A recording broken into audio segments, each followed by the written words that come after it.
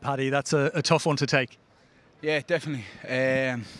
As you know, I think we actually played very well, especially the start of the second half. You know, we just need to stay in the game and not concede them 2 late goals. You know, to give ourselves the best chance next week. You know, but it's from our own wrongdoing that we conceded 2 late goals. But look, we're against a top quality side, and we know that, we respect that. But look, I think we played well in spells tonight. But as in, I think a lot of their chances come from our mistakes.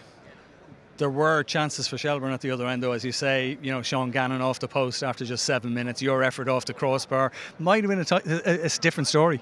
Yeah, look, definitely. I think, especially if Gannos go in there, I think obviously we go ahead there, and the kind of game has changed. Then I think they got tired in the second half, and again we had chances. Like, we weren't miles off it there. We played well. You know what I mean?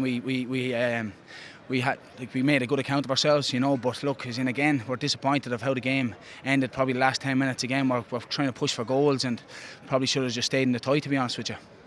One final question, Paddy. What was the big difference in the second half when you picked it up and were playing so much better?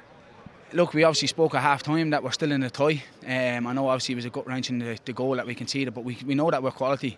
We have quality players going forward, and we upped it in the second half, and we came out with energy, and we knew that we wanted to go and take it to them, and I think we did that.